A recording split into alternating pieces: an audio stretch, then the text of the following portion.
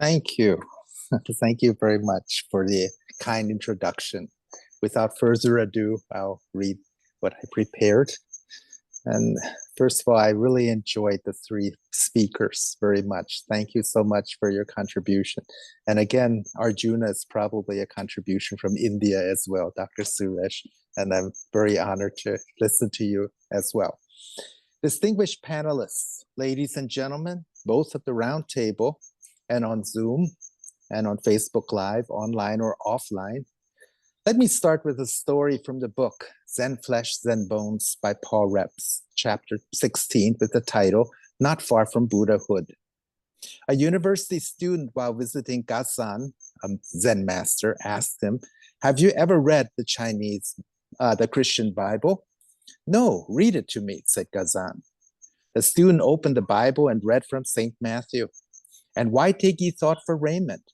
Consider the lilies of the field, how they grow. They toil not, neither do they spin.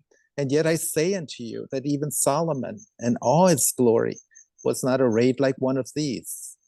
Take therefore no thought for the morrow shall take thought for the things of itself." Gazan said, "Whoever uttered these words, I consider an enlightened man." The student continued reading, "Ask, and it shall be given you. Seek, and ye shall find. Knock, and it shall be opened unto you. For everyone that asketh receiveth, and he that seeketh findeth, and to him that knocketh it shall be opened." Gazan remarked, "This is excellent. Whoever said that is not far from Buddhahood." Perhaps if we substituted His Holiness Pope Francis for Gazan and the Buddhist scriptures for the Bible, we would get a similar response. Prior to receiving the invitation to participate in the Roundtable, which I feel very humbled and honored, I had some knowledge of Pope Francis. Upon being invited, I scoured the internet for more information concerning his approach to interreligious dialogue. There are not many sources on the net, especially concerning the dialogue with Buddhists. One dialogue I could find was between Buddhist and Catholic religious and social leaders in the Vatican, hosted by the Pontifical Council for Interreligious Dialogue and the U.S. Conference of Catholic Bishops. Di antar negara. On 24 June 2015, almost 10 years ago to the date. According to the article, Pope Francis attended the meeting where he spoke in favor of Buddhists and Catholics working together to address social problems. The article remarked that Pope Francis received a Buddhist blessing while at the meeting. Indeed, as part of his dialogue with Pope Benedict in The Two Popes, that's one other reference that I used in the Netflix, when he was Cardinal Bergoglio, he seemed to be concerned that the Church was making herself aloof from the realities of the world, thus imperiling her existence. For how could anyone, much less an organization, walk through the jungle alone? That was probably one of his motivations in trying to create dialogue between the Roman Catholic Church and other religions. I remember when I was young, when my fundamentalist Protestant Christian mother told me that Catholics were of the devil. I remember efforts to evangelize Catholics, not to mention the heathen, those who were non-Christians. Most of it came from a literal reading of the Bible, a reading that biblical scholars have left many years ago, but ministers could not share that with the church, at least the church I went to in the Bible Belt. The Great Commission was read as a command to convert everyone to the one true faith, rather than the modern view as explained by Episcopal Church Bishop John Shelby Spong, to show that love that was so evident in Jesus to all peoples, so that they could not help but discover the Christ in themselves, with the inevitable result of making our world a better place. I think Pope Francis was trying to move a large mountain in his attempts of religious dialogue, the mountain not of faith, but of dogma and organization. There is that disturbing question, what would happen to the Catholic Church if she were to believe in the validity of all religions worthwhile of the term? Would it mean that people would leave the church for other religions as a consequence? I would venture to say that the number of people leaving for other religions might paradoxically be less after such a proclamation, since there would be no need to leave, but an invitation to explore God from within the tradition, now valid to everyone's experience. But then some people would ask, why would you need religion at all? Not to mention Christianity or Buddhism. I like Dr. Jordan Peterson's answer in one of his lectures. Life is too complicated as it is to go back to reinvent the wheel. Why not take the existing structures present in a religion and society and derive benefit from them? Take the story of Pinocchio, at least the Disney version. Pinocchio is a marionette who comes to life. How is not the point of this story? He then leaves his father to live in profligacy. I apologize for my dog. After the inevitable descent into the depths of despair, he ends up rescuing his father from the belly of a whale. As a result of his heroism, he becomes a real boy. Professor Peterson asserts that when we are young, we rebel just like Pinocchio and go do bad things. Then we end up in the belly of the whale as a consequence of our actions. And the only way out is to rescue our father, which is the order system, our individual religion, our individual values and responsibilities. And thus, when we come back to embrace our heritage, whatever heritage we have, we find true liberation. From a marionette, we become human. In this age of connection and globalization, the religion or path that is recommended would usually be one of the established ones. And here at the round table, a few of the established ones are represented. Why Buddhism, though? Buddhism was established by an Indian prince about 2,500 years ago. His route to enlightenment is well known, and for the sake of time will be summarized briefly. Prince Siddhartha grew up in a sort of Garden of Eden, a palace of 3 seasons instituted by his father. Never should he have seen any suffering, aging, or death. But the reality hit him when he took a tour outside the palace and found all 3. So he left the palace and became a mendicant to seek that truth that would liberate him from suffering. About 7 years later, he found that truth through just sitting and started teaching. From then on, an order of monks was begun, a subtle attack against the existing caste system, since the monks would be all equal and casteless. One day on Vulture's Peak, the Buddha, the knower, for that is what the princess was now called, raised up a flower for all the monks to see. A monk named Mahakashapa looked at the flower and smiled. Buddha smiled and said that Mahakashapa received the other transmission, the transmission of enlightenment outside of scriptures, without words. This is the origin of Zen Buddhism. After this, the enlightenment was transmitted by Mahakashapa to Ananda and so on, until it was transmitted to Bodhidharma and the Indian prince himself. Bodhidharma left India and came to China. There are many stories and legends about him, but suffice it to say that he is considered the first patriarch of Zen Buddhism in China. The lineage continued until Huining, the 6th and last patriarch of China, who was illiterate as well. And then it split into multiple lineages as seen today. Zen Buddhism is probably the minimalist of Buddhism of any religion. I started sitting seriously in Zen when I retired about 3 years ago. I felt like I had no direction and needed to know which way to go. So I learned from a monk on the radio that a businessman during the economic crisis of 1997 just sat and reversed his fortunes. So I thought I'd do the same. So I just sat, a la just sitting, as explained by contemporary Zen writers and YouTubers such as Brad Warner in his book Hardcore Zen.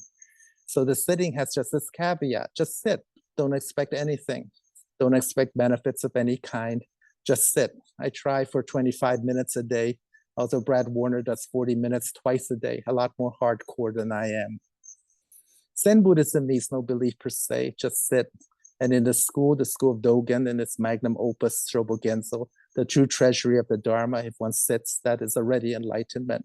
One does not sit to become anything, much as enlightened, not even to gain concentration, just sitting. No, I'm not saying that the Catholic Church should become minimal.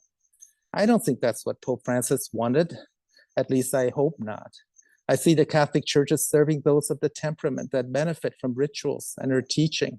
But perhaps interreligious dialogue, such as what we have now, would provide a compass for the church to see some possible paths to walk in the future.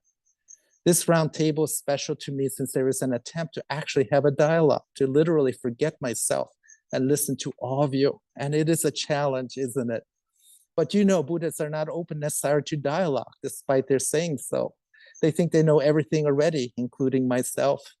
It is like Alan Watts, the same famous Zen writer of the last century, who visited a Thai Buddhist bookstore and picked up a book on Vipassana, a Buddhist method of meditation. At that point, the monk behind him asked, you do Vipassana. I'm imitating Alan Watts' voice. I do Zen meditation. Oh, Zen meditation, not Vipassana. And that was it. I find this almost everywhere, and I have to be quiet and talking to with my fellow Buddhists a lot of times, kind of like talking to my fellow Christians too. They know everything already as well. Pope Francis' key words seem to be, please pray for me. That is the humility that everybody talked about today in the panel that would take to bring peace to the world. Of course, Pope Francis could have gone farther and faster, but then the organizations such as the Catholic Church might be ruptured beyond repair. At the end, the advantage of Zen is that it is a practice, while the Catholic Church is an organization, a community. Yes, Zen has Sangha. Yes, Zen in some aspects has ritual, but then those aspects mean much more when one has the practice in place.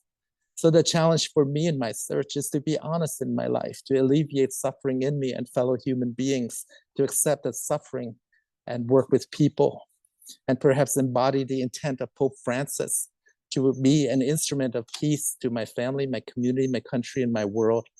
And this would mean to listen with my whole heart to him or her of other faiths, of other paths. Life is too short to learn a lot about each path. For me, just two, Buddhism and Christianity, are already overwhelming. In one's search, I believe that one should go deep into one's tradition, one's faith. My case is kind of the exception, only be done when absolutely pressed to do. I remember sitting on a bus with a Buddhist monk when I was absolutely dogmatic about Christianity when I was younger. I was into Karl Barth and all the other theologians. The monk asked me when he learned that I was Christian to show him Jesus Christ. And I was at loss for words. A few days later, after crying to God, saying that my faith has been ruptured, there was this reassurance that my faith that ruptured was not the real faith, and that the real faith, well, was right here. And so began my serious investigations into Buddhism, since, hey, I was in a Buddhist country. And so I may as well Buddhism. We're two sides of the same coin. But maybe that is too simple, and I think it is too simple. I don't think it is that simple, but at least I was so privileged that both Buddha and Jesus had to look after me. Thus, Pope Francis would be a wonderful example for interreligious dialogue. But the most wonderful testimony and tribute for Pope Francis would come from His Holiness, the Supreme Patriarch of Thailand, and may invite some of his words here in closing. The noble witness of friendship, which His Holiness Pope Francis, the Supreme Pontiff of the Roman Catholic Church and sovereign of the Vatican City State, has so graciously cultivated, continues to dwell indelibly in the hearts of the Thai Sangha and people. His tireless efforts in undertaking an apostolic visit to the Kingdom of Thailand were no less than a journey of a true and ancient friend of the Thai nation.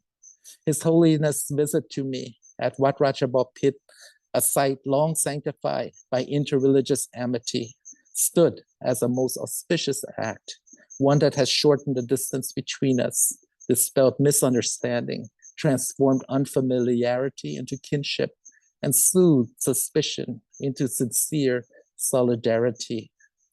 May the Buddha's exhortation once offered in greeting His Holiness Pope Francis during that sacred encounter shine forth again as a radiant blessing at the hearts of the faithful, both religions and citizens of both realms. One who harms not a friend is honored in every place. One who harms not a friend transcends all enmity.